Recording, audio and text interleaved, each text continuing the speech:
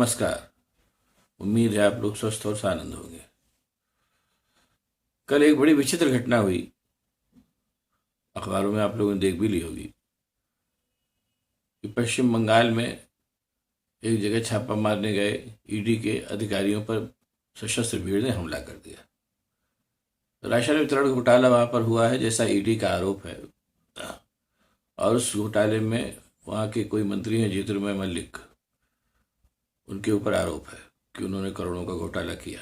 हालांकि अब तो ईडी के जो आरोप हैं उन आरोपों के बारे में चर्चा करते भी संदेह होता है कि पता नहीं घोटाला हुआ भी या नहीं। बहरहाल चूंकि बड़ी जांच एजेंसी है कह रही, तो मान के चलिए कि जब तक मुकदमे से बरी न हो जाए तब तक घोटाला होगा।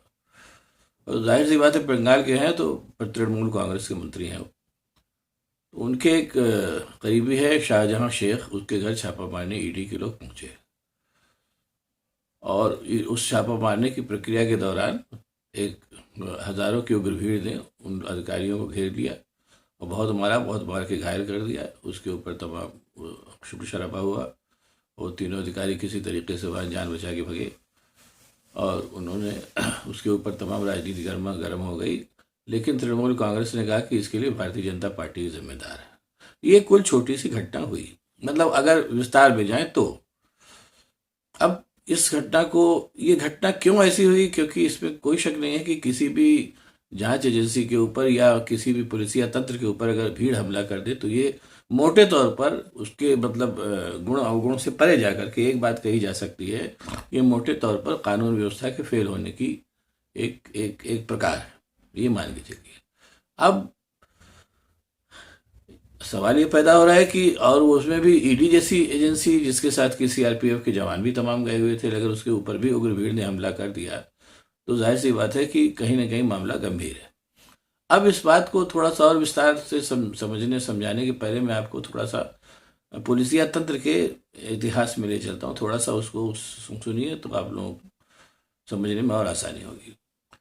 इसमें कोई शक नहीं है कि पुलिसिया तंत्र जो है, जो भी पुलिसिया तंत्र है हिंदुस्तान का, चाहे वो क्या नाम है पुलिस, सामान्य पुलिस हो, चाहे वो विशेष पुलिस हो, वो सारी की सारी एक तरीके से जो यहाँ के हुक्मरान है उनके लिए जो है एक तरीके से उनके लिए सशस्त्र हथियार बलों का काम करती है। जिस समय जो भी हुक्मरान सत्ता में होता है, चाहे वो कांग्रेस हो, चाहे वो भाजपा हो, चाहे वो जो ही हो, चाहे जैसे राज्यों में तृणमूल कांग्रेस हो या मुलायम सिंह की सरकार हुई या मायावती की सरकार हुई, राज्यों की पुलिस का एक नियम है कि जो भी उस समय वहाँ शासक होता है वो उसके लिए बिक जाती है और उसके कहने पर कुछ भी कर देती है, और उसके बाद फिर वो जो होता है देखा जाता है। हालांकि इसमें फायदा जो है उस शासक का ज़्यादा होता है और पुलिस का कम होता है, क्योंकि होता क्या है कि कई बार आप लोगों ने देखा होगा कि बड़े पुराने मुकदमों में, बड़े पुराने मामलों में पुराने पुलिस वाले जो है वो मृत्युदंड की और क्या नाम है वो कैद की और उसकी सबकी सजा पाते हैं, क्या नाम है लंबी कैद की सजा पाते हैं। होता क्या है कि जैसे कोई घटना घटी, अब उस घटना में आदेश तो क्या नाम है शासन देता है, लेकिन घटना तो पुलिस वाले ही करते हैं ना। तो ऐसे में होता क्या है कि जब मुकदमा चलता है तो वही पुलिस वाले दंडित होते हैं, लेकिन उस समय होता क्या है कि जो तत्काल शासक होता है उसको प्रसन्न करने के लिए पुलिस वाले ऐसी हरकत करते हैं। इस चीज से अमूमन जो बड़े पुलिस बल थे जैसे ईडी है और सीबीआई है, ये मतलब एक तरीके से उससे अछूते रहते थे, और काफी हद तक इसके जो बड़े अफसर थे वो अपने डिस्क्रिप्शन का यानी विवेक का इस्तेमाल करते थे। लेकिन समय धीरे धीरे जैसे होता है ना कि बीमारी जो है वो ऊपर से नीचे तक आती है और या नीचे से ऊपर तक जाती है, जैसा होता है। तो वो जो पुलिस बल था, जो जब वो पुलिस बल जो था वो शासकों के प्रभाव में करप्ट होने लगा धीरे धीरे। तो आप लोगों को याद होगा, नहीं याद होगा मैं बता दे रहा हूँ, एक जस्टिस हुआ करते थे, जस्टिस आनंद नारायण मुल्ला। जस्टिस आनंद नारायण मुल्ला साहब ने शायद 74-75 की बात है कि एक वर्डिक्ट दिया था, उसमें उन्होंने पुलिस को जो है वो सत्ताधीशों के लिए काम करने के लिए एक सशस्त्र गुंडा दल बताया था। ये बहुत उस जमाने में बड़ा चर्चित हुआ था ये मतलब ये कथन जस्टिस आनंद नारायण मुल्ला का। और उसके बाद से ही आप देखिए कि ये बात है सन 74-75 तक की। उसके बाद से आप ऑब्जर्व करिए कि बहुत बड़ी संख्या में पुलिस वाले जो थे वो घेर घेर के मारे जाते थे और थाने के थाने फूंक दिए जाते थे। ऐसा होता था क्योंकि कारण क्या होता था कि किसी सत्ताधारी के इशारे पर पुलिस वालों ने हरकत कर दी, जब वो सत्ता गई तो जो लोकल लोग जो प्रभावित होते थे ये काम करते थे। ये चीज होती थी। इसको आप लोग मतलब ना याद होगा तो मैं बता रहा हूँ। लेकिन है कि पुलिस नहीं सुधरी और आज की तारीख में भी एक स्थापित सत्य है कि जो भी सत्ता है वो पुलिस उसकी एक तरीके से हथियारबंद गिरोह है, उसके लिए काम करने वाली। ये स्थिति सीबीआई के लिए भी हो गई कालांतर में। आप लोगों को याद ही होगा सुप्रीम कोर्ट का एक वो आया था, वो आया, सुप्रीम कोर्ट ने कहा था कि सीबीआई जो है कि जो पिंजरे में बंद होता है जिसके इशारे पे वो काम करता है, जिसका पिंजरा होता है।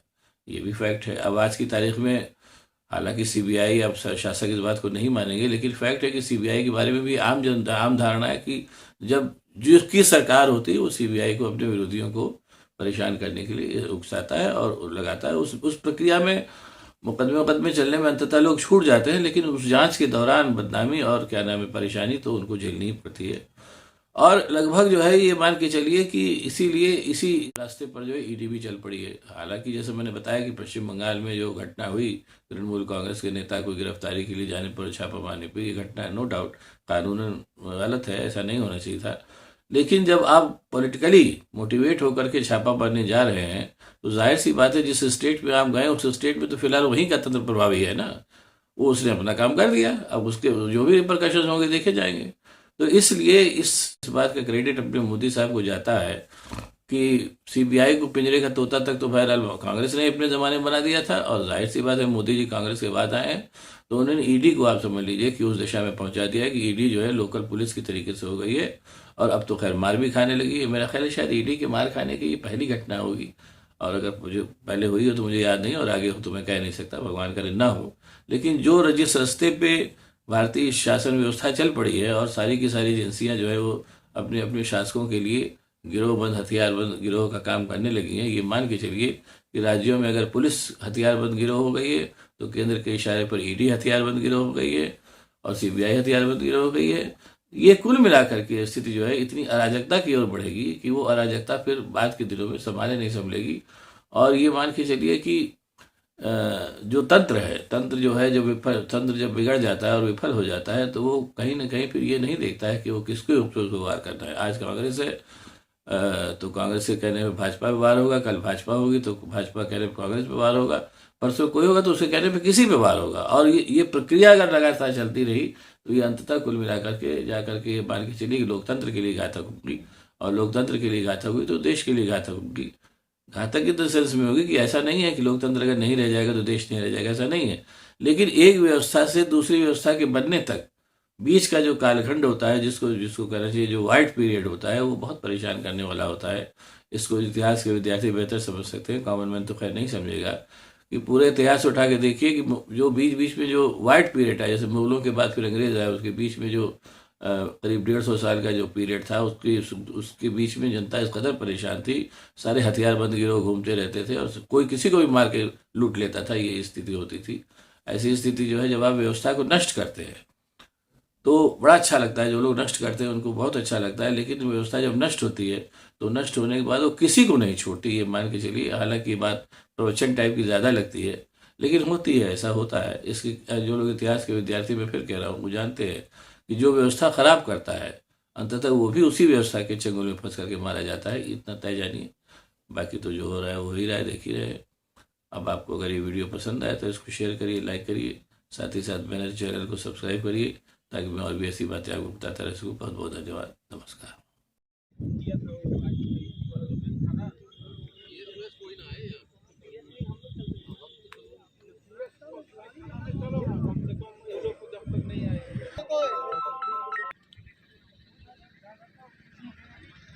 আরে ওখানে দুজনকে আটকে গেছে সাংবাদিকদের, বলছে অন্যায় করেছে বা